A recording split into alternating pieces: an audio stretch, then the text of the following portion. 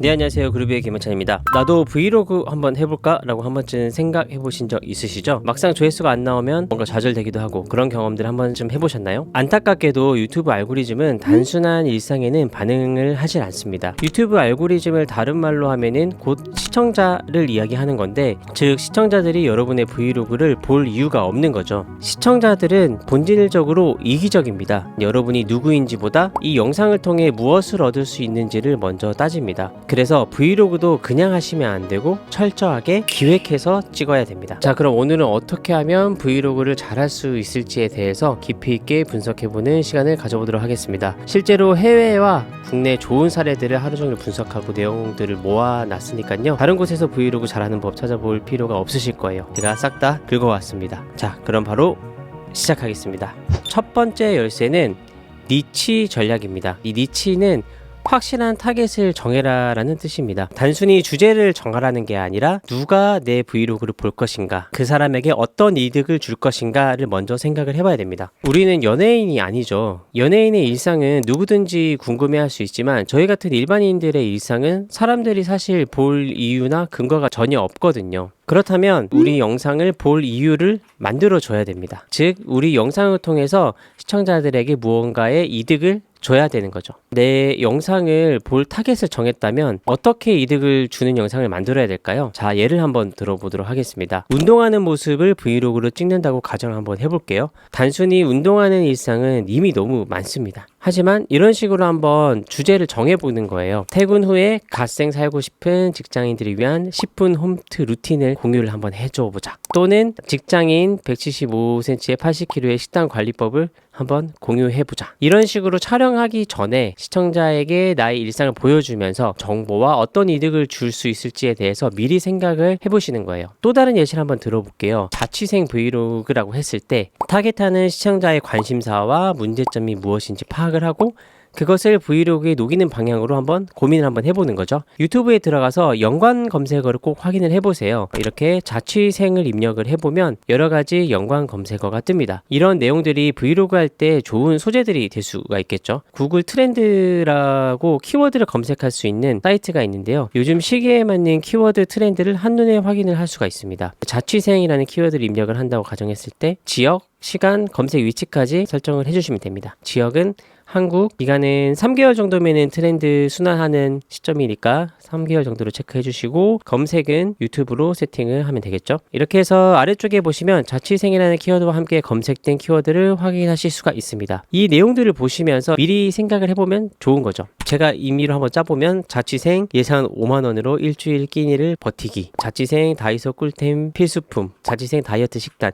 이런 키워드로 제목을 짓는다고 가정을 했을 때, 아, 내가 오늘 브이로그를 만들 때 어떤 식으로 찍으면 될지 어느 정도는 기획을 할 수 있다는 거죠. 타겟하는 시청자의 문제, 가려운 곳을 긁어주는 순간 브이로그 영상은 시청자들이 필요로 하는 콘텐츠가 될 수가 있습니다. 두 번째는 초반 30초 안에 이 블로그를 볼 이유를 꼭 제공을 해줘야 됩니다. 아까 말씀드렸지만 연예인의 일상은 그냥 궁금하기 때문에 보긴 하겠지만 저희 일상은 사람들이 관심이 없다고 말씀드렸잖아요. 운이 좋아서 알고리즘에 잡힌다고 한들 도입 후에 볼 이유를 확실하게 어필해주지 않으면은 대부분이 이탈을 합니다. 이거를 초반 유지율이라고 하는데요. 통상적으로는 좋은 콘텐츠는 초반 유지율이 60% 이상을 가져간다고 해요. 그렇다면 어떻게 하면 이 초반 유지율을 높일 수가 있을까요? 첫 번째 예시로는 결과를 먼저 보여주는 것을 추천드립니다. 호기심을 가질 만한 그런 결과들을 공유해주면 더 좋겠죠. 예를 들면은 돈에 대한 관심이 많으니까 6개월 동안 얼마를 벌었습니다. 그 비결은 뭐뭐였습니다. 이런 식으로 성공적인 결과물을 먼저 보여주면서 궁금증을 유발하는 방식이 있습니다. 꼭 돈이나 이런 화려한 결과가 아니더라도 상관이 없습니다. 초반에 결과를 미리 배치를 해놓으면 중간에 과정을 궁금하게끔 만드는 게 포인트라고 생각을 하시면 됩니다. 그리고 도입 후에 재미, 공감,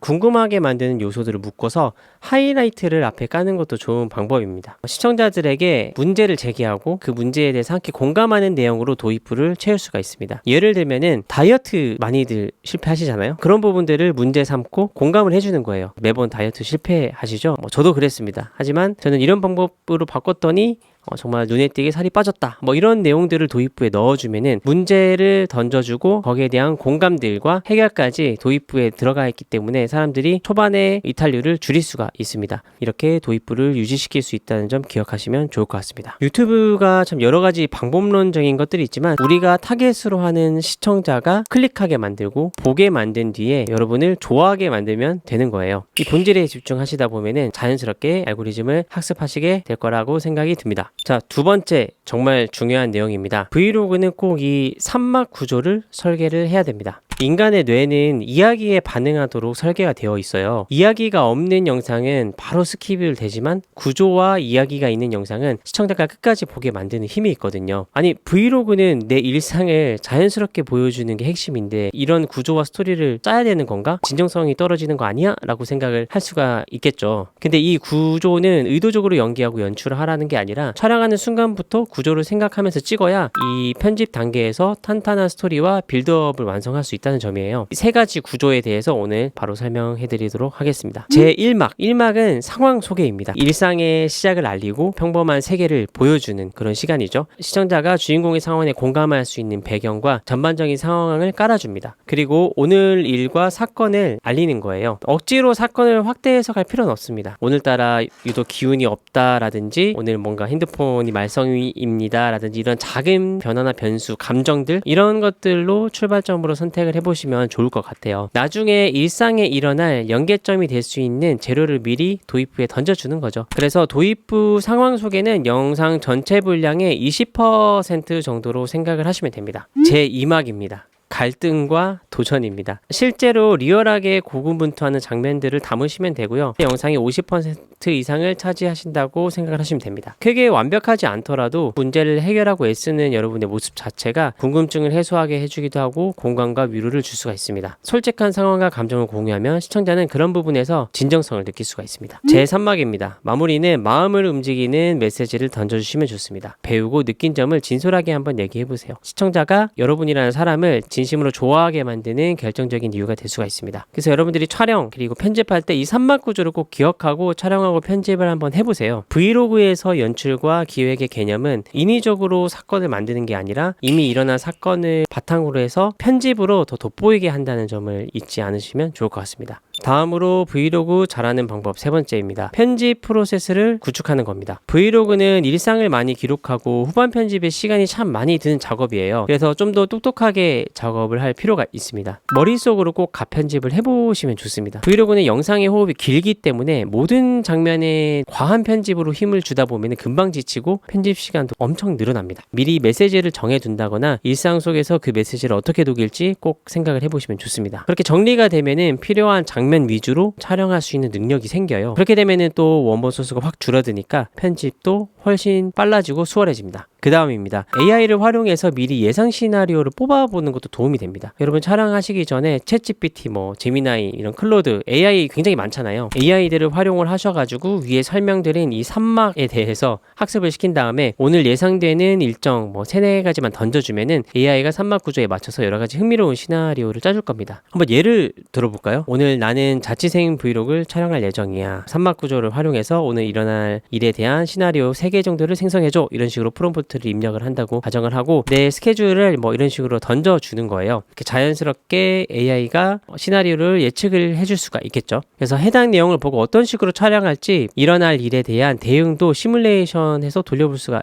있겠죠. 브이로그 촬영할 때 미리 좀 예측해 보시는 것도 도움이 많이 될 거라고 생각이 듭니다. 다음으로는 편집하다 보면 이게 사람이 욕심이 나요. 모든 부분을 완벽하게 하려고 하는데 절대 그렇게 하지 마시고 선택과 집중을 하는 것이 굉장히 중요합니다. 해외에 의사였다가 유튜버로 전업한 알리 압달이라는 유명한 유튜버가 있는데요. 이분은 이렇게 조언을 하고 있어요. 첫 1분의 훅과 마지막 독백에 편집 시간의 80%를 쓰라고 조언을 합니다. 이 영상을 보게 만드는 거는 이 초반에 30초이고 구독을 누르는 거는 이 마지막 독백에서 전환이 일어난다는 거거든요. 브이로그 촬영을 하실 때는 너무 편집에 얽매이지 마시고 초반과 마지막에 선택과 집중하시는 편집을 하시길 추천드리겠습니다. 자, 브이로그 그냥 찍으면 될 줄 알았는데 생각보다 고려해야 될 게 많죠. 이런 모든 정보를 한 번에 학습하고 적용하는 게 정말 어렵습니다. 차근차근 하나씩 정복을 해보시면서 적용해보시길 추천드리겠습니다. 브이로그만큼 재미있는 영상 작업은 없습니다. 기왕이면 여러분들이 브이로그를 하시는 김에 다른 사람에게도 유익을 줄 수 있는 그런 브이로그를 제작할 수 있다면 내 기록도 남기고